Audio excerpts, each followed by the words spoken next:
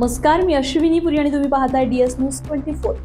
Lift देण्याच्या बहाण्याने एका वृद्धाला दुचाकीवर बसवून त्यांच्याकडून 15,800 रुपयांची रोकड लुटल्याची धक्कादायक घटना संगमनेर तालुक्यातील गुंजाळवाडी शिवारामध्ये घडली. या घटनेनं परिसरात एकच खळबळ उडाली. पोलिसांनी दिलेल्या माहितीनुसार सारोळे पठार येथील सावळेराम लक्ष्मण घुले हे धांदरफळ येथे राहणाऱ्या आपल्या मुलीकडे जाऊन परत येत होते. सायंकाळी सुमारे 4 वाजेच्या सुमारास ते ST बसने साकूर फाटा येथे उतरले.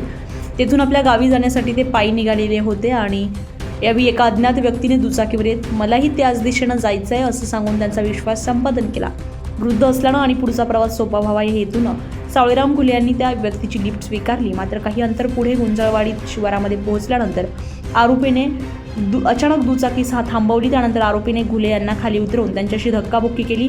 त्यांच्या खिशातील 15,800 रुपयांची रोकड जबरदस्तीने काढून घेतली. एवढ्यावरच न थांबता घडलेल्या प्रकाराची कुणाला माहिती दिली तर जीव मारून टाकेल अशी धमकी देत आरोपी घटनास्थळावरून पसार झाला. घटनेनंतर घुले यांनी घारगाव पोलीस ठाण्यामध्ये तक्रार दाखल केली. त्यांच्या फिर्यादीवरून अज्ञात दुचाकीस्वाराविरुद्ध गुन्हा दाखल करण्यात आला. या घटनेमुळे परिसरातील नागरिकांमध्ये भीतीचं वातावरण निर्माण झालंय.